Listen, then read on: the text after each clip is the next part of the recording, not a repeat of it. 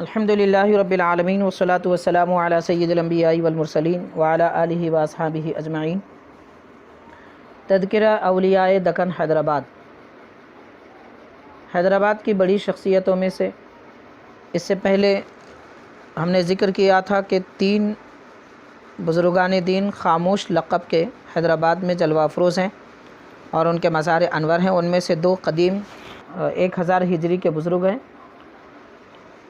ان میں سے ایک حضرت شاہ ابو الحسن خاموش رحمۃ اللہ علیہ ہیں، دوسرے حضرت شاہ مومن خاموش رحمۃ اللہ علیہ۔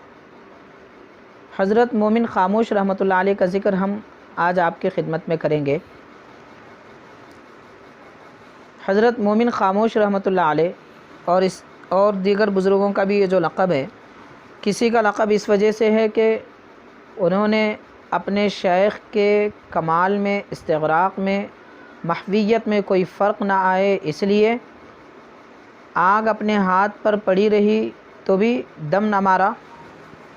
اور کسی کا لقب جیسے حضرت میر مومن خاموش رحمۃ اللہ علیہ، آپ کا لقب اس لیے خاموش تھا کہ آپ نے نہیں معلوم ایک دیوار کے پیچھے کیا جلوہ دیکھا کہ اس جلوہ الہی کے بعد یا اس جلوہ راز کے بعد ایسا خاموش ہو گئے کہ پھر دنیا میں کبھی آپ نے زبان نہیں کھولی۔ یہ تینوں بزرگ حضرات کے مزار حیدرآباد میں ہیں۔ حضرت ابو الحسن خاموش رحمۃ اللہ علیہ کا مزار چادر گھاٹ دائرہ خواجہ سرا میں ہے، اور حضرت میر مومن خاموش رحمۃ اللہ علیہ آپ کا مزار علی آباد لال دروازے میں موجود ہے، اور حضرت معین الدین شاہ خاموش رحمۃ اللہ علیہ آپ کا مزار نامپلی میں موجود ہے۔ آج ہم ذکر کریں گے حضرت مومن خاموش رحمۃ اللہ علیہ۔ آپ کا وطن دراصل ایران ہے، اور کئی ایک فقراء کے ساتھ آپ وہاں سے یہاں تشریف لائے حیدرآباد، اور سلطان محمد قطب شاہ کے زمانے میں حیدرآباد دکن تشریف لائے۔ آپ کے ہمراہ 40 یا 60 آپ کے مرید تھے، اور آج جس مقام پر آپ کا مزار انور ہے علی آباد لال دروازہ، تو وہیں آپ نے اپنا پڑاؤ ڈالا اور اسی جگہ فروکش ہوئے اور مدت تک وہیں رہے۔ آپ صاف دل، درویش اور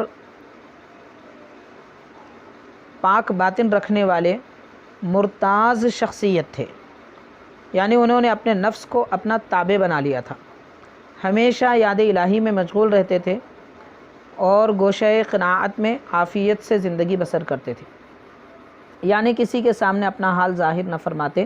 اللہ تبارک و تعالیٰ انہیں جو عطا فرماتا اسے قبول کرتے، اور کچھ عطا نہ فرماتا تو صبر کرتے۔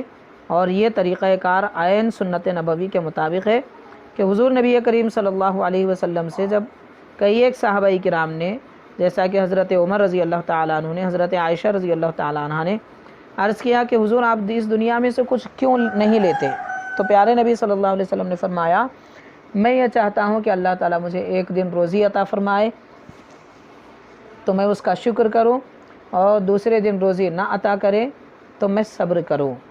تو عین سنت نبوی کے مطابق حضرت مومن خاموش رحمۃ اللہ علیہ زندگی گزارا کرتے تھے، عمر بھر خاموش رہے، کسی سے کوئی ہم کلامی نہیں کیے، اور آپ سلسلہ چشتیہ کے سالک تھے، ولایت میں کمال کے مالک تھے، اعلیٰ مقام اعلیٰ درجہ رکھتے تھے۔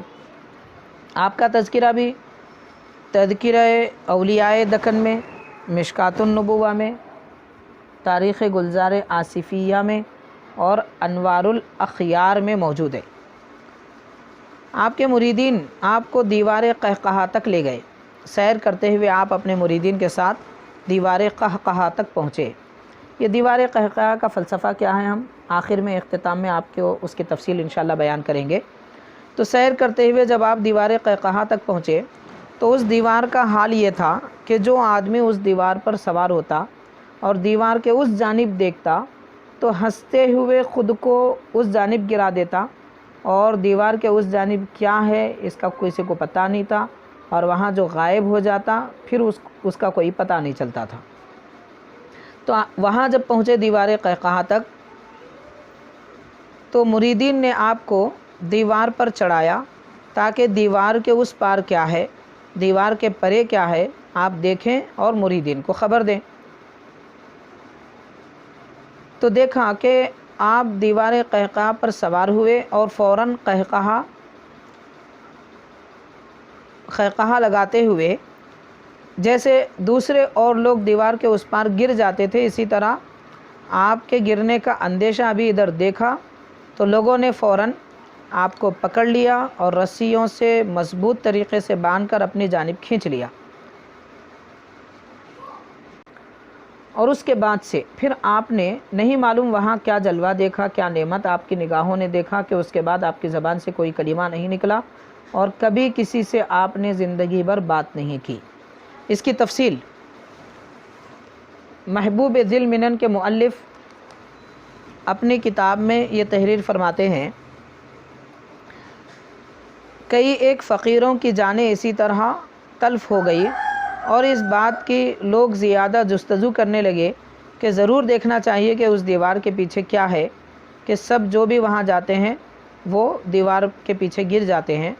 तो सब आपके हज़रत शाह मोमिन चुप रहमतुल्लाह अलैह, मीर मोमिन शाह खामोश रहमतुल्लाह अलैह, जो मोमिन चुप के नाम से भी मशहूर है, तो इन आपके मुरीदीन ने मशवरा करके ये राय करार दी कि अब हज़रत की कमर मुबारक में एक मज़बूत रस्सी बांधी जाए और आप बाला हिसार पर चढ़ें।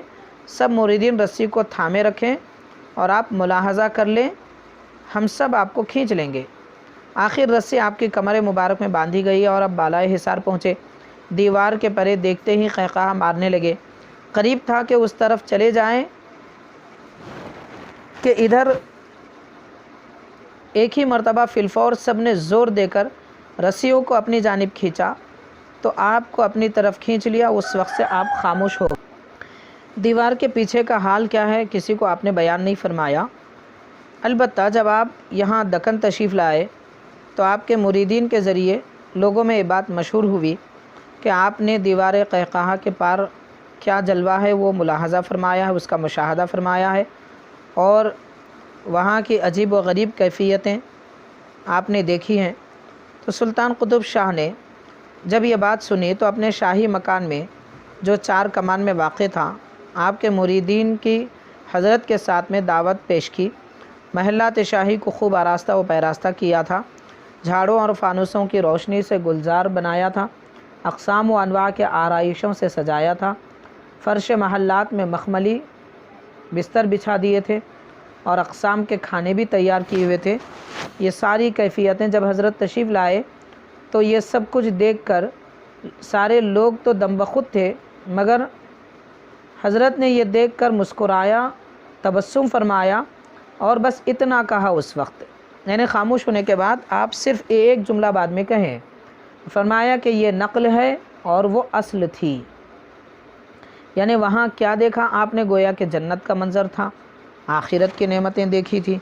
क्या कुछ नेमतें आपने मुशाहदे में नहीं लाई थी वो सब असल नज़र आई और ये दुनिया की सारी रंगीनियाँ आपको नक़ल नज़र आने लगी। साहब महबूब दुल मिनन लिखते हैं कि आपका विसाल मुबारक 1025 हिजरी में हुआ और शहर के बाहर, उस वक्त बाहर का हिस्सा था अली आबाद दरवाज़े के पास आप मदफून हुए। युज़ारू व युतबर्रकु बिही, यानी आपकी ज़ियारत की जाती है और आपके ज़ात पाक से मज़ार अनवर से बरकत हासिल की जाती है। हाज़िरीन, अब हम समझते हैं कि ये दीवार कहक़हा क्या है जिसका यहाँ ज़िक्र किया गया। इसको हम मुख्तसर अंदाज़ में यूँ समझ सकते हैं कि अल्लाह तबारक व तआला अपने महबूब और प्यारे बंदों को आखिरत की नेमतें और आखिरत के जलवे दुनिया में भी दिखा देता है। अब ये दीवार कहक़हा उसकी तफसील तो साहिब महबूब दिल मिनन कुछ और वजाहत कर रहे हैं, हम वो भी लिख देंगे, बयान करेंगे। उससे पहले ये कि दीवार कहक़हा एक मशहूर लफ्ज़ है जो शायरों ने अपने अशार में और गज़लों में इस्तेमाल किया है।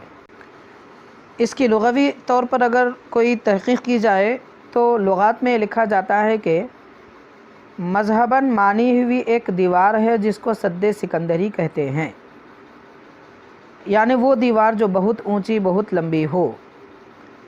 बाज़ कहते हैं कि ये दीवार मुल्क चीन में है और दीवार चीन को भी दीवार कहक़हा कहते हैं।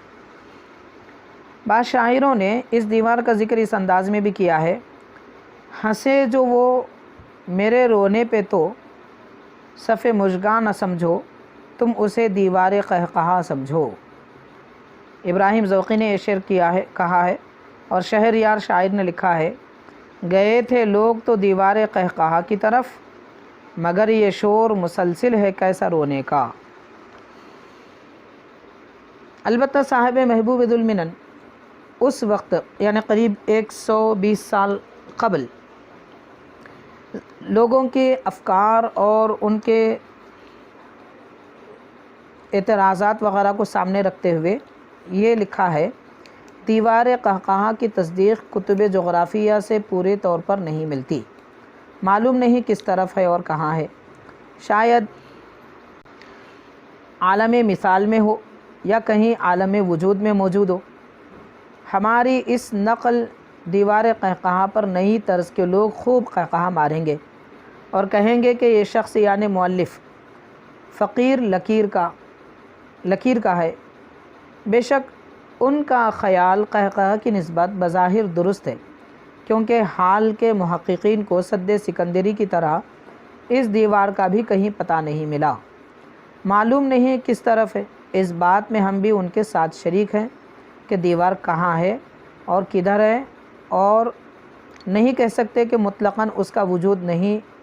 ممکن ہے کہ زمانے کے انقلابات اور فسادات وغیرہ کے اتفاقات سے اس وقت وہ ایسے مقام میں ہو وہاں انسان کا گزر ممکن نہیں۔ چنانچہ موجودہ زمانے میں ایسے مقام ہیں کہ وہاں آدمی کا گزر نہیں ہو سکتا، اور انسان کے جہل سے یہ لازم نہیں آتا کہ واقع میں اس چیز کا وجود نہ ہو۔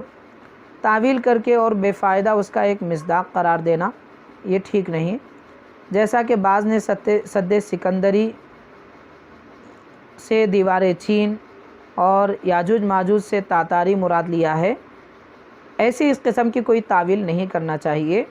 جو لفظ استعمال کیا گیا، جو واقعات بیان کیے گئے، اس کو اس کے حقیقی معنی پر محمول کیا جائے اور اس میں کوئی تعویل نہ کی جائے۔ واللہ اعلم والعلم عند اللہ۔ یہ صاحب محبوب ذو المنن نے جو بیان کیا اس کا خلاصہ ہم نے آپ کی خدمت میں رکھا ہے۔